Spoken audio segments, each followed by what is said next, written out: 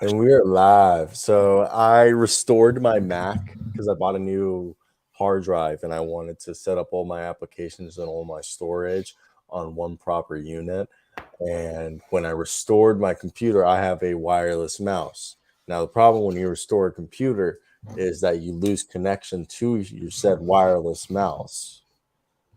So I had no way of finishing the restoration for 4 hours until I got a wired mouse. Oh, so you had to go get a wired mouse? Yeah. So, Josh, it's funny. Yeah, so it was a whole fucking situation. But no, I'm here. That's why we're 5 minutes late. So I had to re-download a bunch of stuff. And I didn't have Chrome downloaded, nor was I logged into StreamYard. So I basically just did all that right before. Classic. Yeah, I know.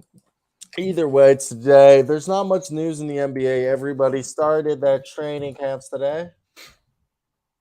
So I think it's definitely something to talk about. And yeah, so let's get right in today's show. You have anything you want to talk about before we start these NBA training camp previews?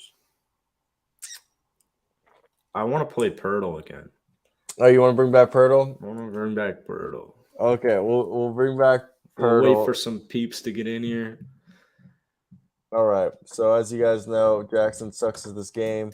And Classic.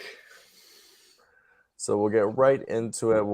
As you guys know, we take turns, see who gets it the first. We both have 4 attempts, and let's get right into it. Although Cyro never follows the rules.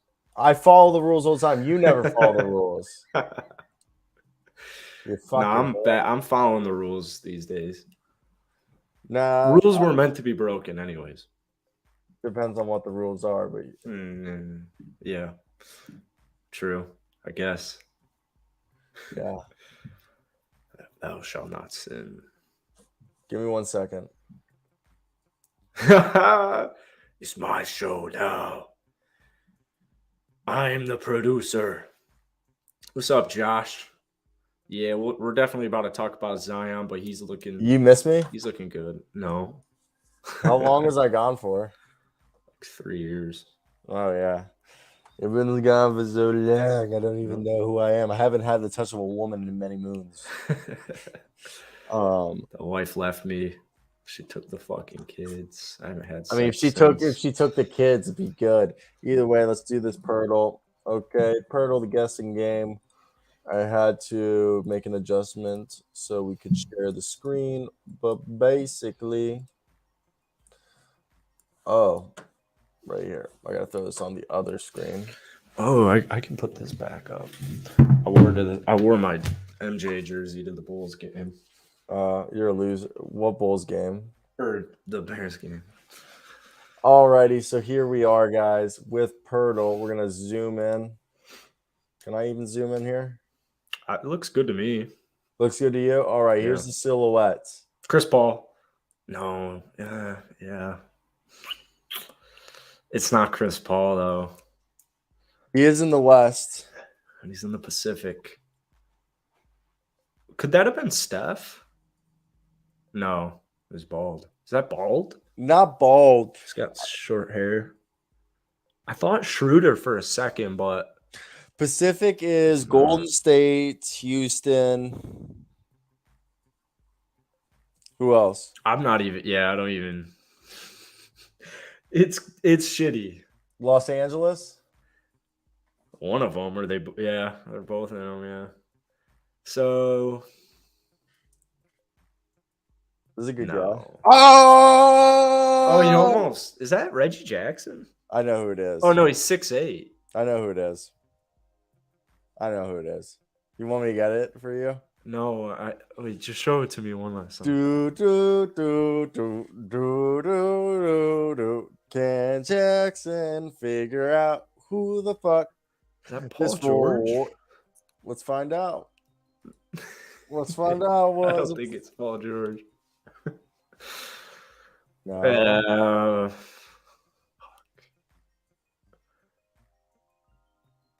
Oh, another Robert Covington? No, it's not Robert Covington. Who do you That's think? what you just typed in. I know it's not Robert Covington. So look, his number is between Oh, is 30. it Morris? He's younger than 30. Oh, he's younger than 30. Just get it. I'm Blowjob. I'm kind of No. trying to think. Now I've psyched myself out. I thought I knew this. It's not Amir Coffee. Amir Coffey's like 6'6". Yeah, it's not him. It's not Moses Sprout. He has hair. Yeah, it's not Reggie. It's not John Wall. Who are older wigs? Okay, I'll list off their wigs. Kawhi. It wouldn't be Kawhi because Kawhi doesn't look like that. Kawhi, Paul George, Nick Batum, Brandon Boston, Robert Covington, Luke Kennard, but Luke Kennard's not tall enough. This is shitty. Is it Sam Decker? Sam Decker on the team. I went deep. Just bad guesses from you. It can't be Sam Decker, right? Is Sam Decker on the team? Is Sam Decker in the NBA? No, he got cut by the Raptors last year. Dude, this is so I swear Robert Covington was the other week. Who else is yeah. Oh. Dude, this is embarrassing. Let's see it one last time. Why am I can't think of a single player on this basketball team for some reason. Should we try Amir Coffey? It's not Amir Coffey, though. I don't want to go down to the last guess when we've had this for. I hope they don't do what makes the Clippers so good is how deep they are. Are the Clippers too deep? It can't be Norman Powell. He's 6'4". Norman Powell 6'4"? Yeah. And we did Nick Batum. I'm going Amir Coffey, bro. I think it's Amir Coffey, and we're undersizing Amir. That was my original. No, is that Terrence Mann? No, Terrence Mann's like 6'4". It feels like somehow we one up ourselves every time. I don't fucking know, man. Kawhi. It's not Kawhi. Kawhi has hair. Guys, I'm cheating right now, and I'm going to see who's 6'8" on this fucking. Just pull up the damn roster, dude. Dude, oh my God. You know who it is? I guess they recently signed him. Oh. I don't think that's fair. We didn't know. I forgot that they have Rodney Hood. Yeah, I thought Rodney Hood was done. Somehow that was worse than the Joel Embiid failure. That was bad. That was abysmal, my guy. Cut that out. All right, let's get right into the training camp. We'll be talking today about a few teams. Also, Mo Harkless got traded. What? 3 minutes ago. Oklahoma City sending Vet Kricic. You know Vet, that like the European guy. No. They're sending him to Atlanta for Mo Harkless and a second-round pick, which means Atlanta. I don't get this. So Atlanta didn't really want Mo Harkless. How could you be Mo Harkless? That's That's cool and all, but how does that affect LeBron's legacy? So Vet Kricic is a Czech point guard. He played 30 games last year, shot 33% from three, 41 from the field, 2 assists a game, 3.5 rebounds, about a little over half a steal, 6 points in 23 minutes a night in 30 games. What's going on in Atlanta?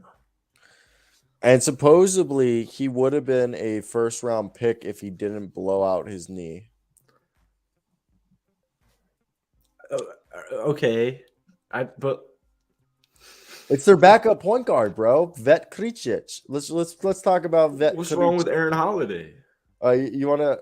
Aaron Holiday's great, but they only had one backup point guard, really. Well, then don't get rid of DeLon Wright. Let's do a little reaction right here. Vetrice, the new face of the backup point guard spot for, I guess it'd be Atlanta.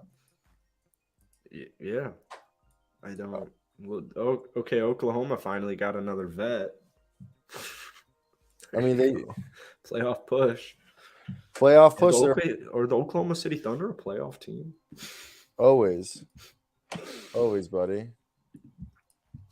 I'm pretty confused. Well, how come? What was the purpose of this? I mean, to get a backup point guard. Did they free up money or something? There's plenty of backup point guards on the. Oh Jesus! Vetrice. I want to This find guy a just screams Eastern European. I mean, you're not wrong. I don't. Why would you do this? Go get Eric Bledsoe if you want a damn backup point guard who can play defense. Oh, there we go. 1 second. I don't know. Maybe they wanted to be fancy. You got a problem? You got a problem? Yes, that's my thing. I do have a problem with this. I don't Well, think it was the most logical of decisions that could have been made.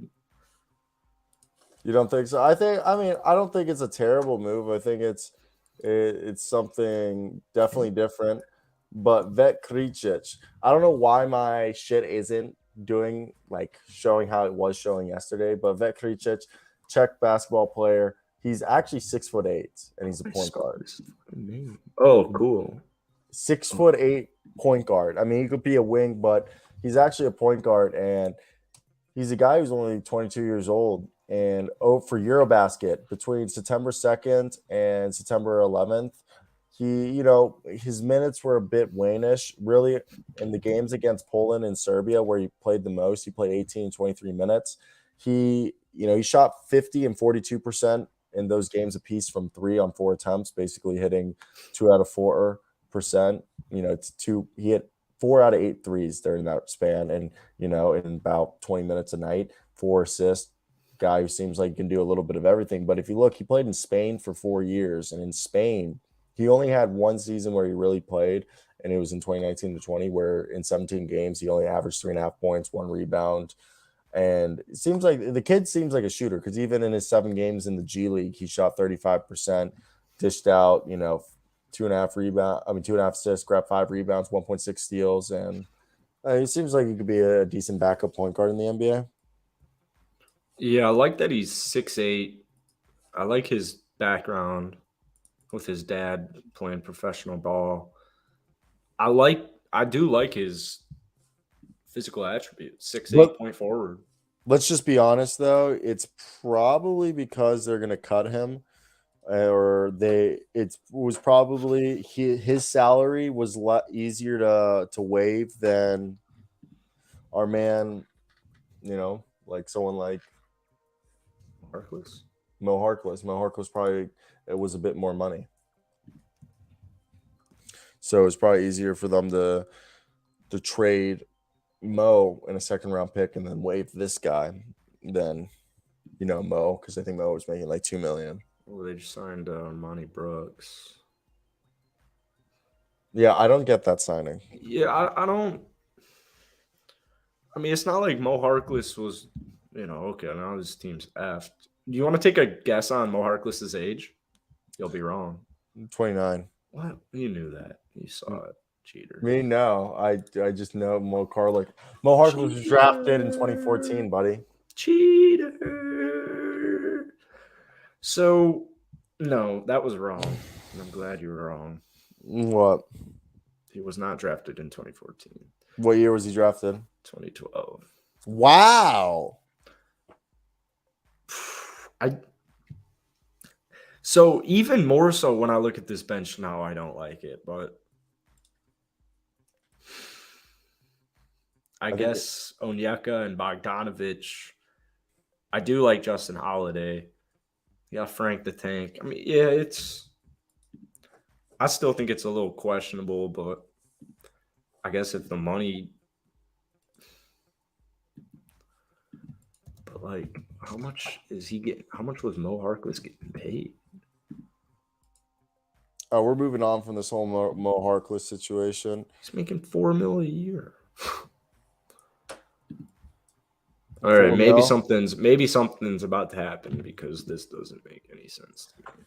All right, let's go over here and let's talk about this team. We're doing our training camp previews, and we're going to start off with the Cleveland Cavaliers. Yes, the Cleveland Cavaliers are a team that has made a bunch of noise this offseason, mainly getting that man in the middle, Donovan Mitchell. And how great is it that they rebranded their horrendous jerseys to finally have something decent. I don't know how I feel about these jerseys, but no, I think the jerseys that they had before the jerseys that they had before this, the ones from like 2016 and on, like the 2017 on, because the jerseys they had in 2016, the golds with the wine red was amazing.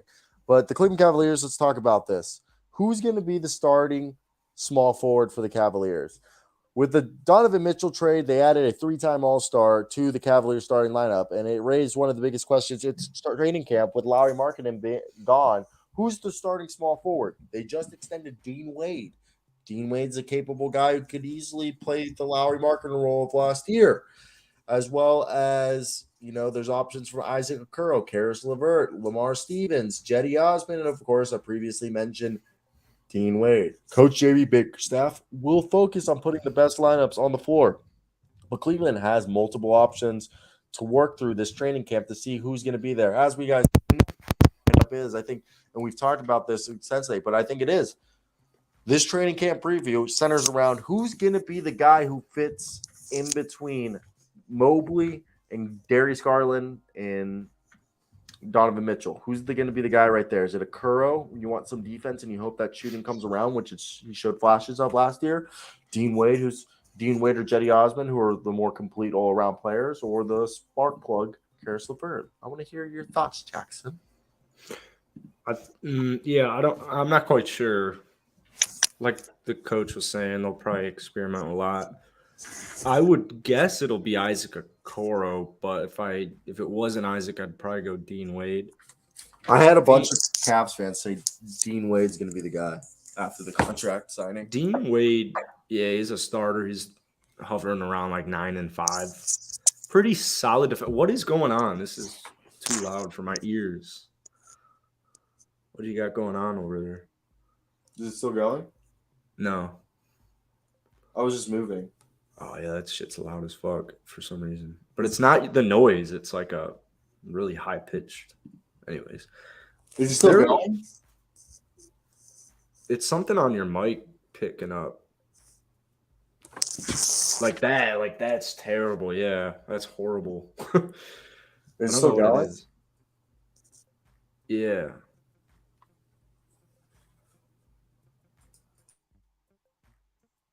Anyways. The Cleveland Cavaliers are a pretty deep team. I don't think they'll be a home field team because I think the East is really deep. However, I would say they have like a 40% chance of being a home fielder. I think they'll be somewhere between 4 and 6. I think they'll definitely be a solidified playoff team. We'll see, man. Isaac Okoro's got to take that leap. I think he will take that leap, but even if he doesn't, you got plenty of other forwards on your squad. Karis LeVert, Cyro was talking about if you need it, but I think he'll be the bench scorer. Is it still going? No. All right, word. I changed the adapters. All right. No, so is it back? Is it back? Yeah, dude, it's something like yeah, it just made the noise there.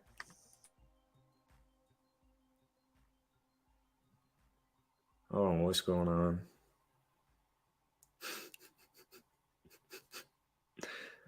It's in the eyes, Chico. Still going. We'll wait and see. Is it like whenever I move my chair, or is it when I'm talking? Yeah, I think it is. Wait, move your chair. Yep. Yeah. That wasn't too bad, but ooh. Ah, jeez. Does it make Oh like my goodness. Yeah. it doesn't make like electronic sound? Yeah. Like what? But it's like high pitch. It's like a high pitch to that. It's is, weird. is it doing it right now? No. All right. Slightly move. Nothing. All right. I'm just gonna keep my movements at a minimum. That's like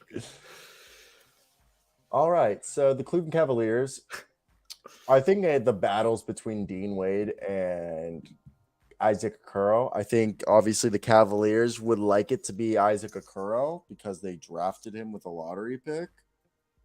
But at the same time, I don't know who. Like, I think it comes down to whoever shoots the best is going to be the guy. Okay. Because defensively, I think they're fine. I don't have a worry.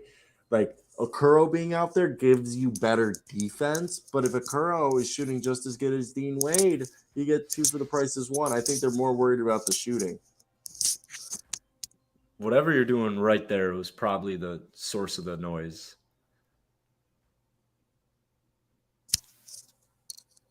Yep. I think that's it. What? I think it's your headphones. My headphones are making noise? It's something, dude. It's like I don't want to be like desperate, but it's like I think it's unclippable.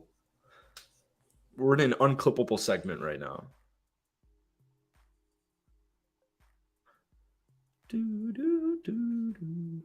We head to Molly Queeram. She's going to tell us what's next on the NBA show. God, What? is it better now? Yeah, what'd you do? This whole time we haven't been using my microphone. I've been using Okay. the iMac microphone. Okay, yeah, I think it was something with your earbuds. Oh my God, it rubbing was! off. I was connected to the earbud headphones. Yeah. Okay, there we go. We're back, baby. How do I sound significantly better too? You sound real. You know, I actually wanted to mention something at the start. I was like, you sound like sick or something, but I was assuming you're, brand new shit, figuring it out. Yeah, there you go. We're back, baby. We're back, baby. I was over here. I was like, is this like the dog days of May again? Yeah, there All you right. go. Okay, I'm done with the Cavs. Cavs, you've lost us. Yeah. I don't know if they're a good team. They'll figure it Good out. team and clip. Yeah, I'll turn it into a short. Yeah, Cavs, you're fine. Go fuck yourselves. Whoa. Is that aggressive? Yeah. They can suck my dick. Whoa. All right, so we're moving to the next team. You want to hear what the next team is? Mavs. How'd you know? Nice. Yeah, so the Dallas Mavericks. Look at that. You remember when Maxi Kleber had that disgusting black eye that looked like a massive mole on his face? Yeah. It's like in Austin Powers where he goes, mole, mole, molly, molly, molly, molly, molly. Weird. In Austin Powers, there's like a guy who has a mole and he's just like, mole, mole, molly, molly, molly, molly, molly, molly. I want to chop it up and make some guacamole. Oh. All right. So the Dallas Mavericks, the question behind this team, what is Jason Kidd's vision of the team?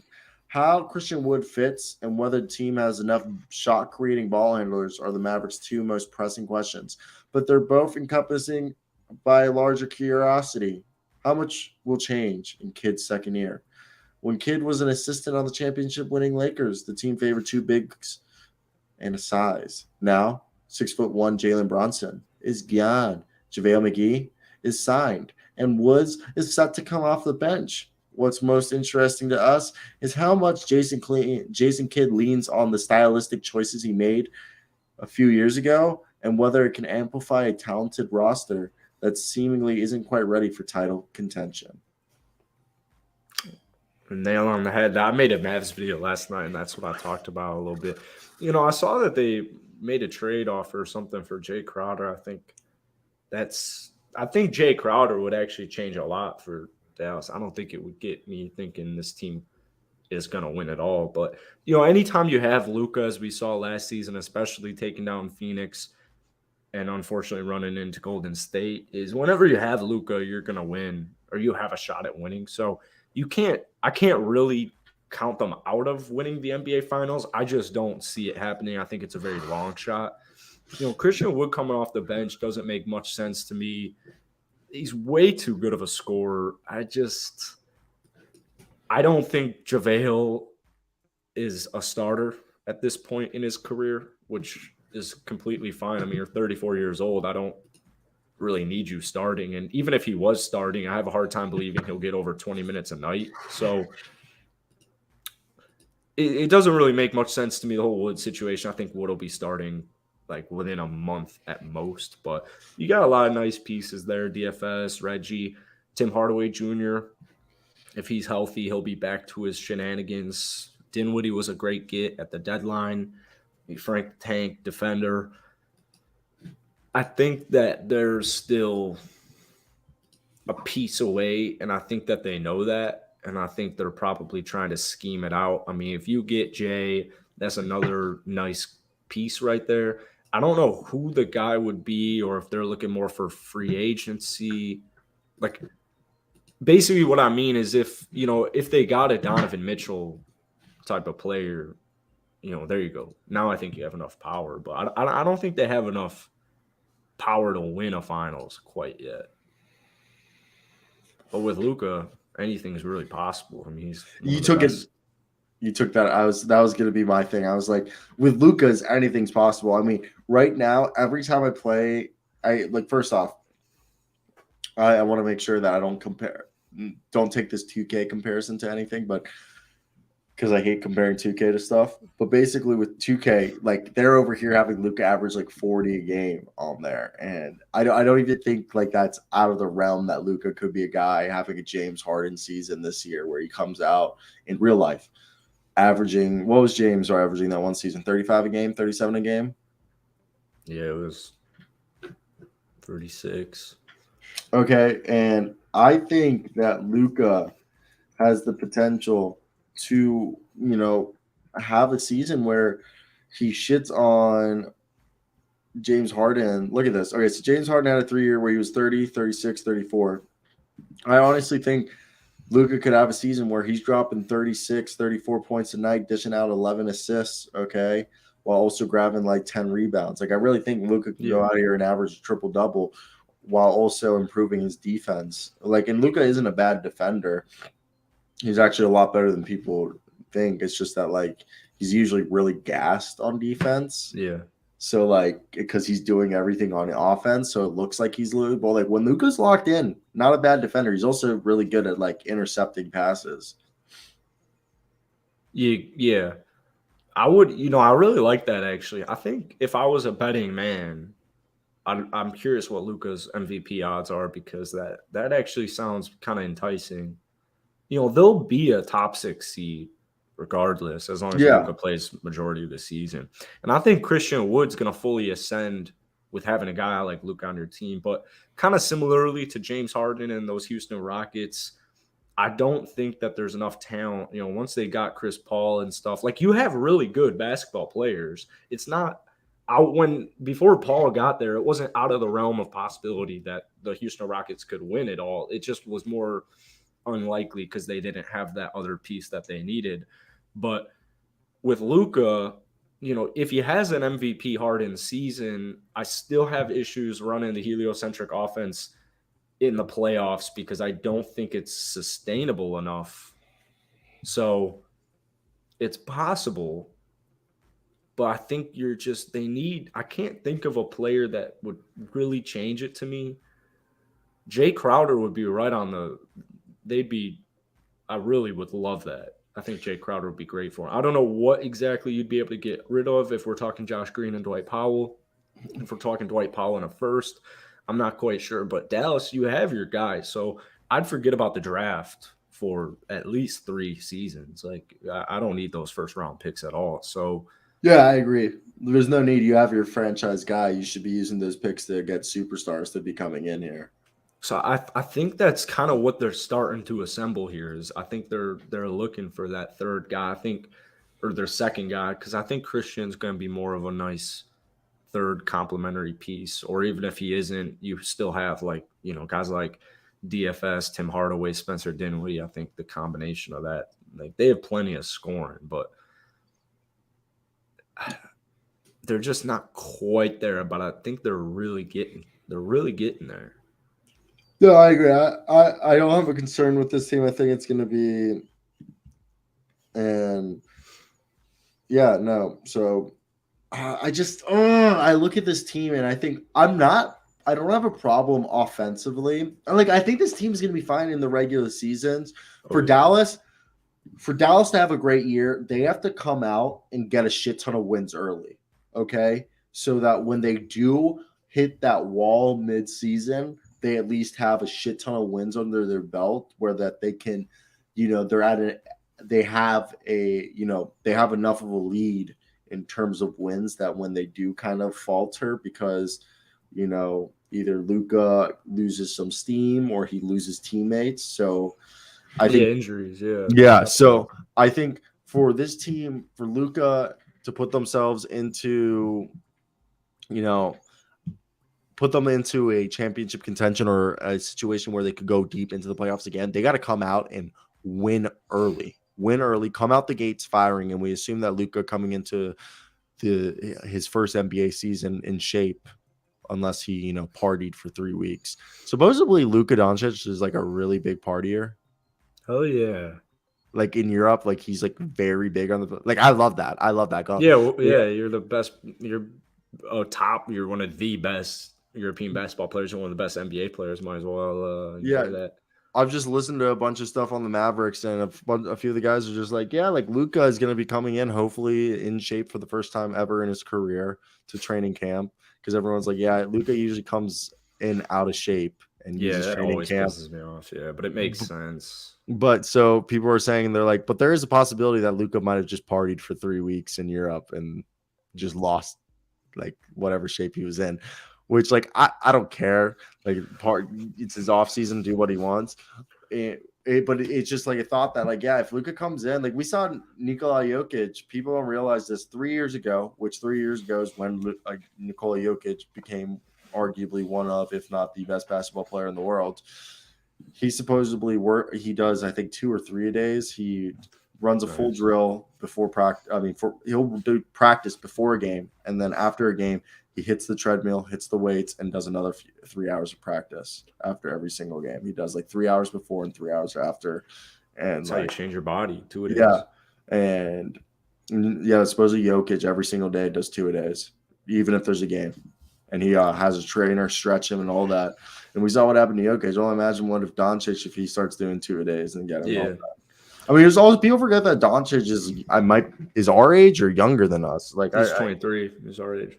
Yeah, he's our age. So like Luka is literally our age. Yeah, Luka is 5 months older than Jackson and 9 months older than me. Okay, so like literally Luka is like if you and I were NBA players. Yeah, it's so wild, dude. It's like so wild. Not just NBA players, like being a top 10 NBA player. Yeah, like being an MVP candidate. Yeah, like on pace to be a Hall of Famer already. So that's what has me hopeful that Luka one day will figure it out. I think once he's not past his party days, but like once he's settled down, maybe just switch to vodka only, no mixers, no beer, just vodka, straight vodka. The thing is, though, real quick, I want to mention is what do you think the Dallas Mavericks ranked in defense last year? Weren't they a top 10, top 5, number 1? Yeah, they're 6. Yeah, they're and getting JaVale really, really helps them out. So, on paper, nothing's out of the equation. I mean, when you have a guy that is literally the combination, Luka Doncic is Magic Johnson mixed with Larry Bird. Okay, right. Like I don't think there's. Yeah, I know Doncic has compared himself in the past to Ben Simmons, but Doc Rivers said it best: is he's got a step back 3-point shot like James Harden. He passes the ball like Larry Bird, and he sees the floor like LeBron. But I really think, the best way is that he's Magic Johnson mixed with Larry Bird. When you have a guy like that, dude, Larry Bird took Indiana State to NCAA championship. Yes, they lost against Magic Johnson, but in his first season, I'm pretty sure first season Johnson took the team to the NBA Finals. Second season, Larry Bird took them to the finals and won, I believe, or something like that. So I just think like, yes, I know that like one guy can't do everything, but when you have a guy like Doncic who is going to be a Hall of Famer, be great, remembered as probably one of the greatest basketball players to ever touch the ball, it's unreal. And the crazy part is people don't realize is like Doncic, not necessarily efficient. Okay, like this is a guy who has shot league average from three. One might say it's because he shoots so much, but like I don't even think we've seen peak Doncic. Like this is not even peak Doncic. This is Doncic is going into year 5. Like I don't think we could get any more like this is just year. We've only seen rookie contract Doncic. I don't know like there's still like an absurd amount of room for him to continue to grow. What's up, J King? So let's move on to the next team, and that next team is, drum roll, please. Detroit Pistons. No. Learn your alphabet, dude. We're doing these in alphabetical order? Yeah. Whoa, that's nuts. I did not realize that. Well, you must have sucked at your alphabets. Wow, that is cool. I did not know that. Yeah, so with the next team for a training camp review, we'll be talking about the Denver Nuggets, the mile-high basketball team, the team led by back-to-back MVP, the Serbian Devil, the Joker, Nikola Jokic. All right, let's talk about it. And okay, also LeBron lost to Russell Westbrook and Anthony Davis in a shooting contest. But so let's talk about this. The question surrounding the Denver Nuggets this training camp is, can Jamal Murray be Jamal Murray again? If not, as if Murray is the only pivotal player with question marks surrounding him. As we know, Michael Porter Jr., for one, played just 9 games after his 3rd back surgery of his career. However, we know that Jamal Murray is the Robin to Nikola Jokic's Batman. And I guess one would say Michael Porter Jr. is like Nightwing. You kind of see him, but, you know, he's just there. Dick Tracy, right? No, not Dick Tracy. I forgot what Nightwing's real name is. But I'm not a fucking nerd, so I don't read comic books. But with Jamal Murray, we need him to come back. You know why? Because him being there is their best bet to return to title contention. We saw with the Warriors that once Klay Thompson came back, it was like in fully like shook off the Ross. He was good. And look, there's phases to those comebacks. We saw that like Jamal Murray's probably gonna have the same thing with Klay. First month or two is gonna be a little rough. Then by the end of the season, he's gonna look by himself. But there's the initial return. Those first few months where the rhythm, game conditioning, and confidence are all slowly coming back. And then there's the next level stage, that place where Murray will eventually need to get sooner rather than later if Denver has a chance of being elite and making it to a Western Conference Finals and hopefully an NBA championship. I think he will. I don't have concerns with how he's going to play because he's averaged over 18 3 straight seasons. And right before he got injured, he was averaging 21. It looked like 41% from 3, if I'm not mistaken. It looked like he was, we know Jamal Murray is a good basketball player, but it looked like he was, truly evolving into that star.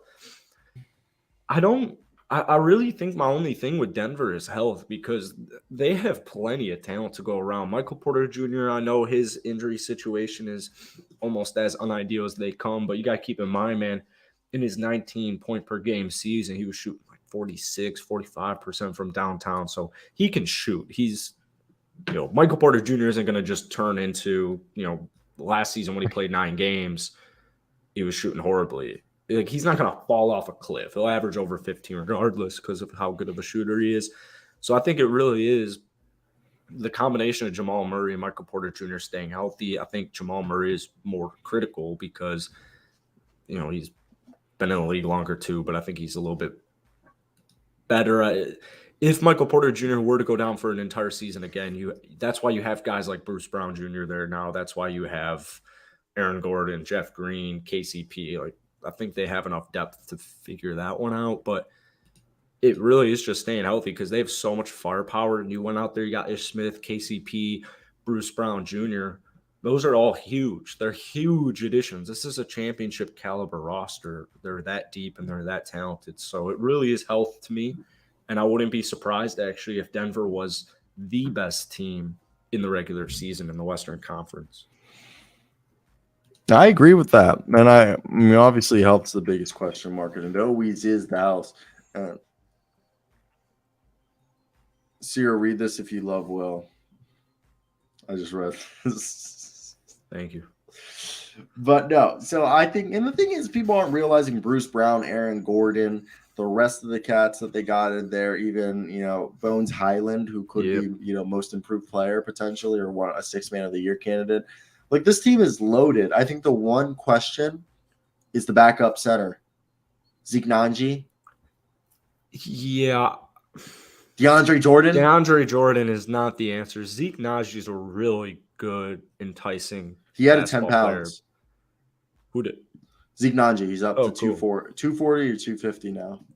We've talked about it. That DJ situation really confused me, but I guess he's a great locker room piece. Is it still worth it? I don't think so, but hopefully DJ. I mean, Udonis Haslam's still in the NBA, so it seems like being a good locker room guy carries along. Yeah, I mean, you're not wrong. It's just let's move on to the next team. And the next team is a team that you actually previously shouted out. You fucking asshole. Learn to wait your turn. God, did your parents not teach you fucking manners? Fucking imbecile. Detroit Pistons, Cade Cunningham has added 10 pounds of muscle. He's 6 foot. I've seen him listed at 6'8". I've seen him listed at 6'6". I'm going with 6'8". He's 6'8", 228 pounds. And I guess Jaden Ivey has taken Kellyan Hayes' job. He told Kellyan Hayes, "You a bitch, and I'm taking her job." I'm just kidding. As a backup? Wow. No, but his job. He's taking his job. Killian already lost his job. Oh, there wasn't a job to begin with. That was good. There wasn't. I was saying in the sense that Kellyan Hayes was supposed to be Kellyan Hayes was drafted before Cade, but they were hoping that Kellyan Hayes could coexist and be like a running mate with, Cade. But they realized Kellyan Hayes, bitch, you can't even be on the floor. He can't shoot. He picked it up at the end. I know, but he's more of a pass first defense guy. Yeah. Like, I have faith in Kellyan, but guys, he's a bench player now. I'm sorry.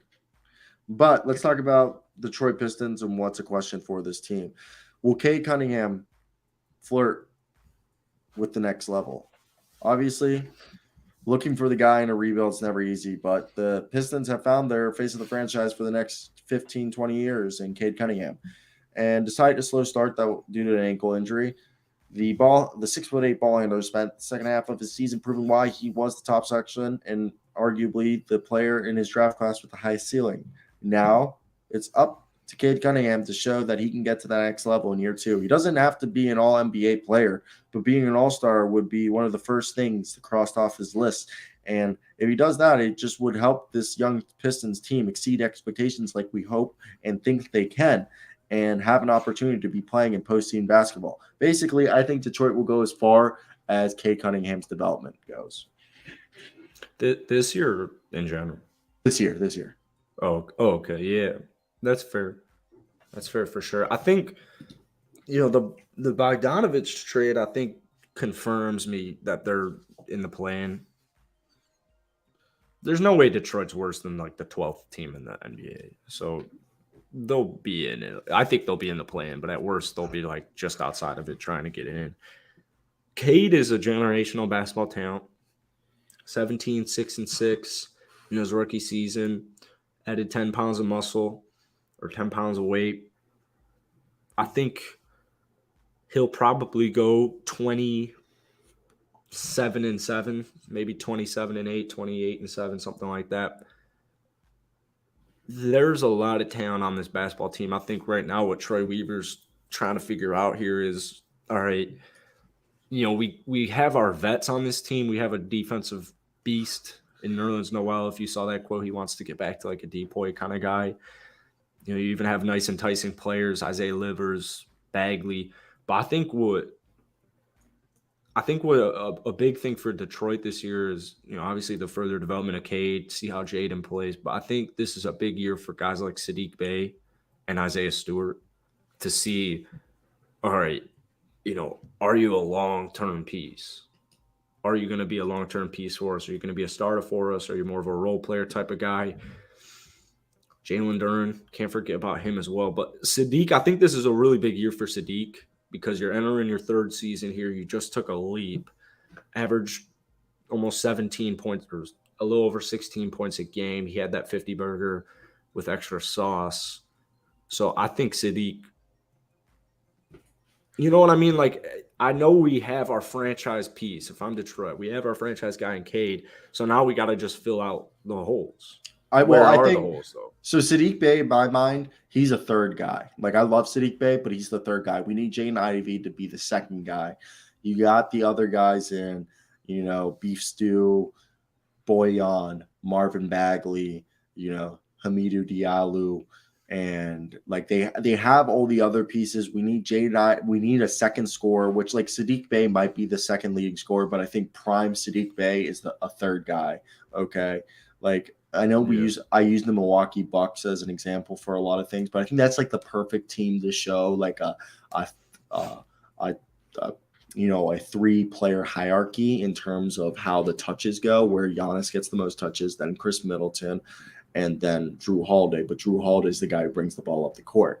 Now, in this situation, it's a little bit different where like Cade is like Giannis, where he does bring the ball up the court, but he is the point guard. So you got your Giannis, your number one shooter, ball toucher, ball dominant guy. Now you need a running mate, which we assume is the guy standing right next to him in this picture, in Jaden Ivey. And in that case, it would be Cade Cunningham and Jaden Ivey are, young version of Giannis and Chris Middleton if we want to put in comparison. Now we have to figure out, this is where I think Sadiq Bey could play that third role, where I really think Jaden Ivey, even though he'll be the second leading scorer, he's going to be in that Drew Holiday role where he touches the ball the second most, and the guy who touches the ball the third most is Sadiq Bey. But Sadiq Bey could be this season's second leading scorer, and Jaden Ivey be more of passing. But I just think those three guys, you have to make them your three guys in the cornerstones, and then you go with Boyan shooting, and then you rotate Jalen Duren,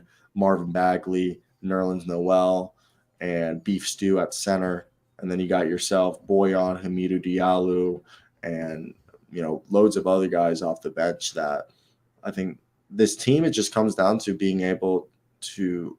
I think everything's there. It's just let's hit the 3-point shots and let's play defense. That's what's going to hold them from being a playing team. Yeah, I'm really curious. I don't know what brought this up, but I was playing around with the fact of what if Detroit had a almost Memphis-esque season where they just shock everybody. And you're not shocking the fans, but you over-exceed. I don't think it'll happen, but I'm just saying, just for gigs. I'm just getting it out there so that I have this to run Memphis from 2 years ago. I would go. Not this year. Okay, so they could take a Memphis-esque path where you're about to make the play-in tournament, and then what was it? Yeah. So, that's what I completely believe this. Goyo Falcon said best Pistons and Rockets have the brightest NBA futures. Yeah. And so I think we could see, 2 years ago when it was the first year of the play-in, Memphis made the play-in, right? Yeah. And they lost. Mm-hmm. So I think so I think this is what we could see from the Pistons this year. They make it in the play-in, lose in the play-in. Okay. Next year, they basically bring back the same exact team, keep most of the vets, except, Boyan's probably going to leave and a couple other guys might leave. But as a whole, they bring back 10, 12 of the same guys. Team's a top 5 seed, top 6 seed. Okay. I like it. I think what happens with Detroit is I think I'm a big Sadiq believer, but I don't necessarily think Sadiq will be your third option. I don't think he's good enough defensively speaking, where if he's not averaging 20 a night, I don't know how much stock they're going to put in. If Sadiq isn't averaging 20 a night, which he's fully capable of, I'm just saying, like, if Sadiq doesn't, like, let's say Sadiq has the same exact season as he did last year. All right. To me, it's not time to move on from Sadiq, but it's time to, all right, we got to up the ante here. And so I'm looking at power forwards next year, and I'm looking at guys like Kristaps Porzingis. I'm looking at guys like Kyle Kuzma. I think that's what Detroit is looking to try and figure out. Like, you have plenty of talent here. They're with the vets. You're trying to get that playoff experience. You're trying to get that winning mentality, that culture. You're establishing the culture, and you're getting it in motion. You're winning basketball games. And I think what they're going to do is they're going to evaluate players like Beef Stew and Sadiq Bey at the end of this season and be like, all right, we have a lot of money. We have a lot of assets. Let's take that next leap.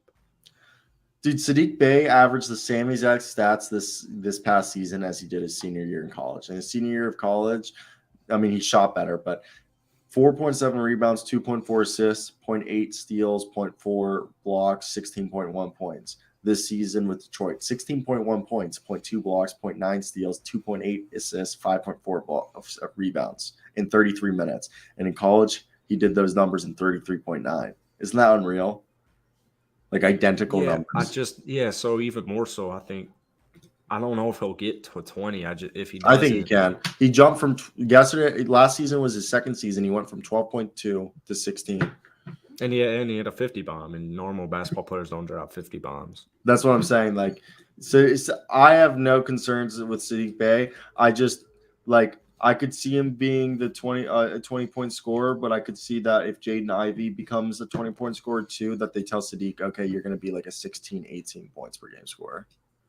Like, you won't get as many touches. Now, let's move over to the defending NBA champions, the Golden State Warriors. Yes, the Golden State Warriors.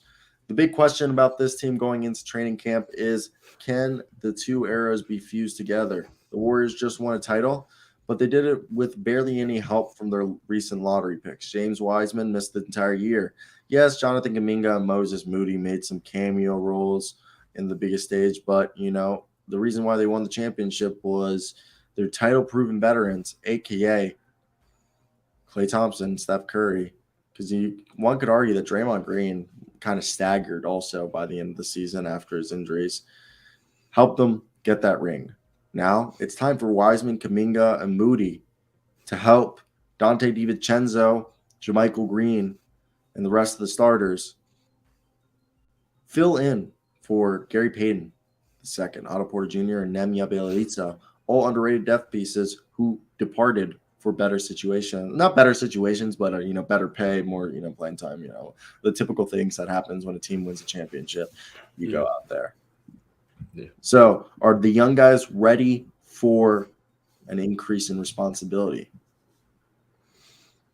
I think so, and I think that's also why you got Dante DiVincenzo and JaMychal Green. Not just in case they can't, but to just add on more. I saw a tweet yesterday saying, did Golden State have the best offseason? I think they did. I don't think they had the best offseason. They had a good offseason, but I'm starting to believe more and more that this is probably Draymond's last year with Golden State. I think I don't know if you saw that quote with Luka. And that would be something that would be what was the quote? Finals contenders to Luka. It was something where I saw something on Twitter where it's like he wants to play with a superstar where he can just play off him, which i.e. Steph Curry. But what if Draymond Green becomes like a 20 points per game scorer in his mid-30s? I think this might be Dre's last year, and I wouldn't be surprised if he teams up with Luka.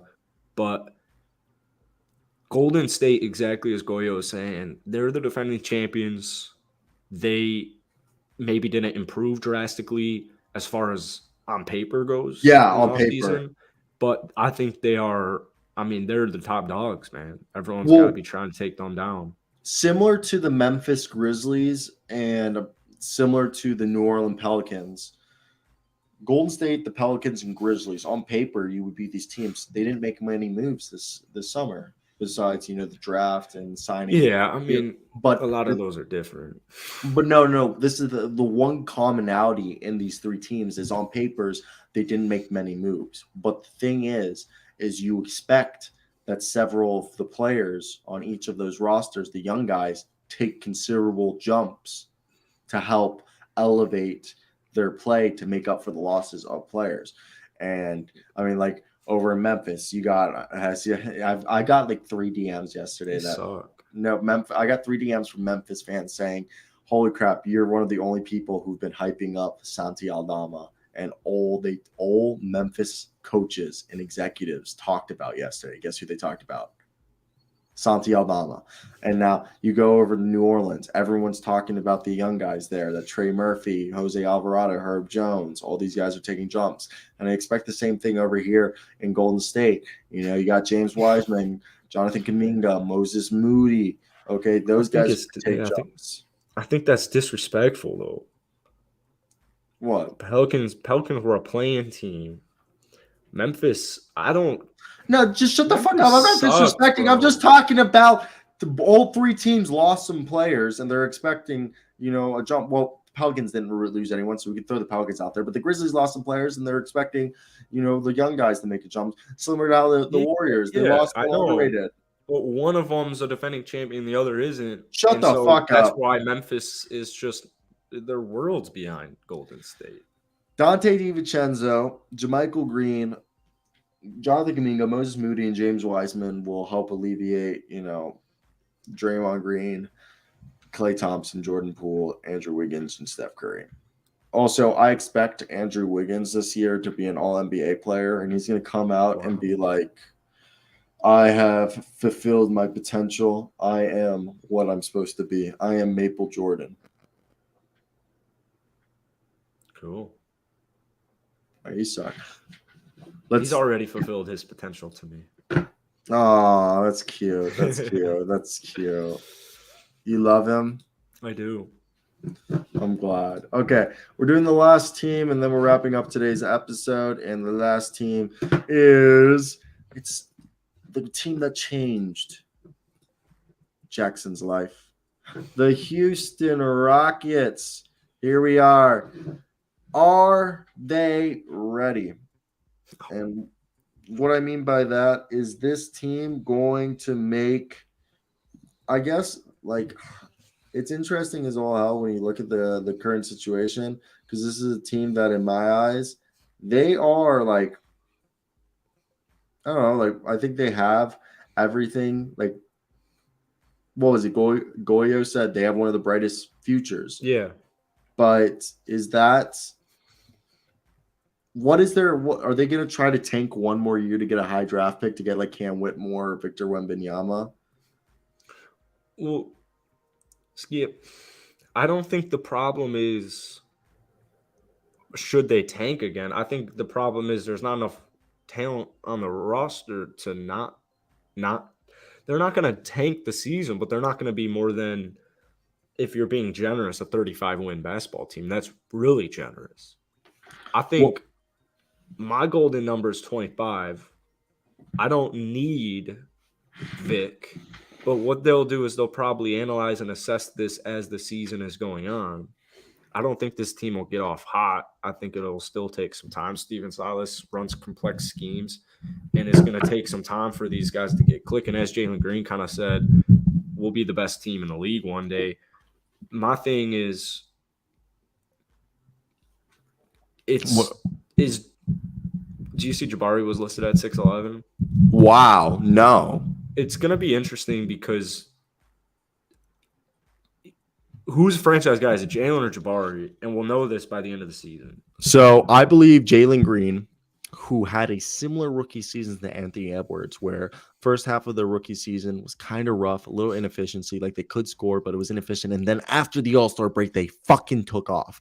And Anthony Edwards followed up his, end of his rookie season to a phenomenal second year. And I think Jalen Green is prime for stardom. Since talking to you, you've really sold me on Jalen Green. I was always skeptical, but, when I look at Jalen Green, the number 2 pick in the 2021 NBA draft, this is a guy, okay? This is a guy that we had hope that at the very least he could be a similar player to the athletic freak that came out of Georgia the year before in Anthony Edwards.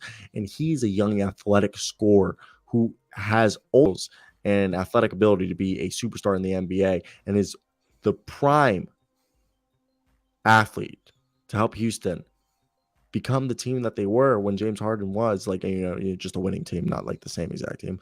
But like I said, he had a hamstring injury in his rookie season, slowed it down, but then he found his rhythm and he caught fire following the All-Star break. Coming into year 2, they're hoping that they get the Jalen Green after the All-Star break, who averaged over 22 points a game, 4 rebounds, 3 assists, and was flirting with 40% from 3 on 8 fucking attempts a night from 3-point range.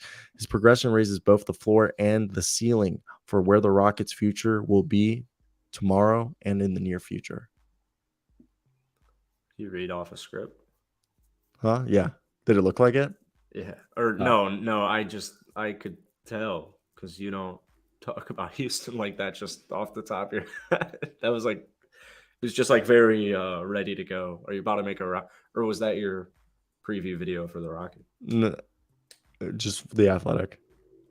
Oh, okay. I see. Yeah. I just got up close and I just made it look like, could you not tell I was reading off of something?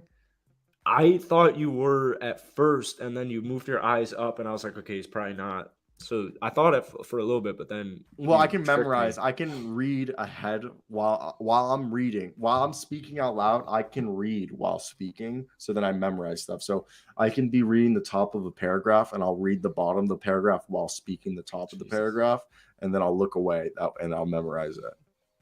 That is insane. That is insane. So Journalism. Goyo thinks they'll win 30. I don't think they'll win 30, but I could see them win 30. I need them to extend Kevin. I saw something where it was like, would you sign KPJ to a 4-year, $60 million extension? And it was like 49% of people were like, no. Like $60 million for 4 years for Kevin Porter Jr., you're going to say no to that? Not quite sure. But yeah, Jabari's 6'11", Tardy's 6'8". You'll see him starting. We get a full season of Alperen Şengün, and he's got the starting role. Like got some time with the Spain team. I'm confident with Garuba. We'll figure it out. He spent some time with the Spanish team. He'll be on the G League team, man. He's got to beat out Marquise Chris. He's got to beat out Boban. He's got to beat out Willie Cauley-Stein. He's got a lot of people. Are they going to keep Marquise Chris or Sterling Brown? It seems as if right now they're keeping all of them, but you don't have enough roster spots. So I say they cut Sterling Brown, definitely. I say cut Sterling Brown. I say cut Boban. I say cut. I think we both know they're keeping Boban for the marketing. They haven't done any marketing though. So it doesn't make any sense to me. But I told you that every time Boban's commercials would go, he'd be the number 1 searched basketball player. I just feel like there's too many roster spots to just keep Boban on for those purposes. I think this team is too good to be like the worst record in the NBA. Like I honestly think the Pacers or the Spurs are worse, or even the Thunder. I agree, yeah. Because, like, even though Shea's on the Thunder, we all know the Thunder are going to say Shea, once Shea starts cooking, they're going to be like, oh, Shea got hurt somehow. And, like, Shea's just going to disappear for, like, 30 games. And they'll lose all 30, and then Shea will come back. Yeah. So, Houston, man, they got a lot of money, too.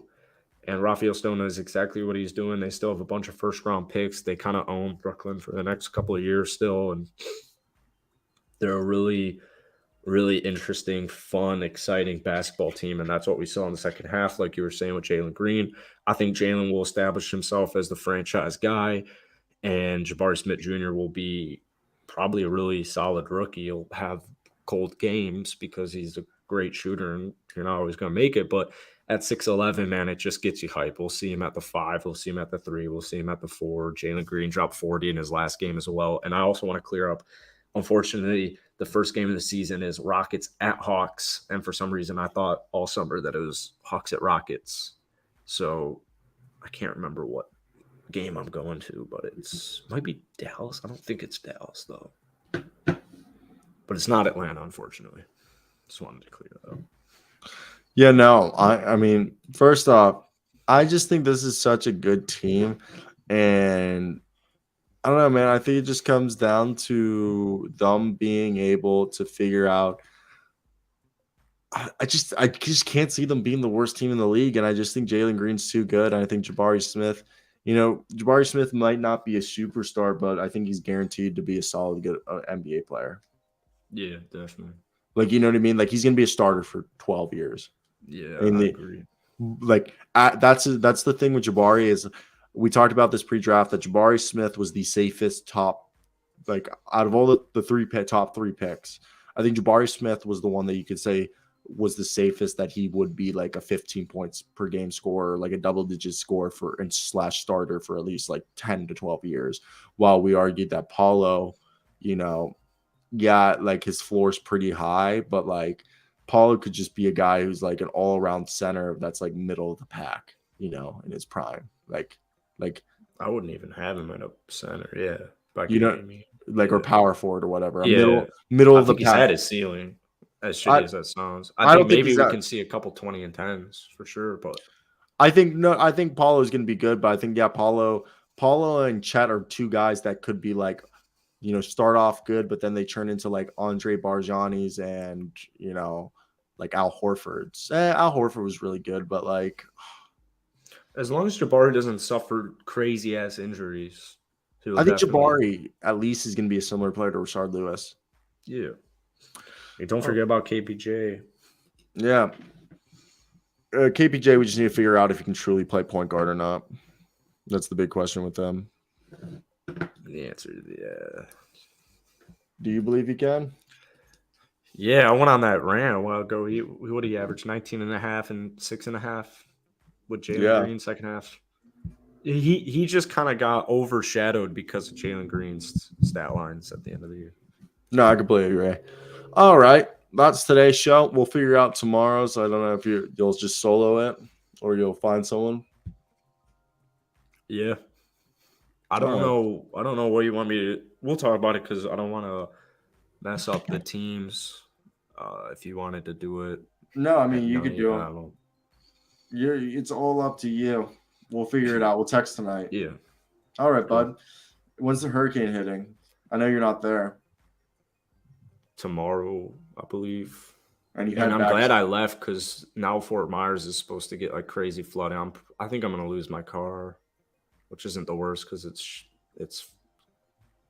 towards the end of its life, but my golf clubs are in there. Where's your car parked? Just right outside of my place. Yeah, we're supposed to get a ton of flooding, so your car's not going to move. Yeah, I don't know, man. People are freaking out about this hurricane. But then also you have like OG Floridians, like you were talking about yesterday, saying like, okay, rain, wind. Yeah, like that hurricane for me was nothing. Like the one, like I'm looking at category 2, that's nothing. You only get scared on a category 4. That's what it's gonna be. I think it's a 3. It's a 3 right now, and it's supposed to hit a 4 in Tampa, I think. So I'm more worried about my family in Tampa. Yeah. Pray for them. Yeah. All right, bud. We'll talk tomorrow or later. I guess Thursday. But I'll text you. For sure. All right. Be a friend, tell a friend if you enjoyed today's show. That was our previews. We'll be back with y'all tomorrow. If you guys enjoyed, check us out on all streaming services where you get your podcast. But this isn't a podcast, it's an internet show. Yeah, bitch. Also, was called anti-Semitic on. Yeah, I thought that was funny. I responded. I was like, how can I be anti-Semitic if I'm Jewish? This is like, how can I be like hate? How can I hate my own religion? Yeah. So shalom. L'chaim. If you ever meet a Jewish person, say L'chaim. To life. Happy belated Yom Kippur. Rosh Hashanah, you asshole. So, and Yom Kippur, but Rosh Hashanah was the other day. But like, they were both like, bye. I hate both of those holidays. Both of those holidays fucking blow. So boring. Just old prayer and like, the food's okay on Rosh Hashanah. Yom Kippur fucking sucks. The one where you eat like the really salty greens? Rosh Hashanah. But Yom Kippur is just a prayer day. Yom Kippur, you just pray. I skip Yom. Prayer's good. I skip Yom Kippur. I don't give a fuck Prayer's about it. good. I fucking fuck Yom Kippur. I skip that shit all the time. Rosh Hashanah is cool. It's New Year's. Bad vibes coming your way, brother. All right. Bye. All right.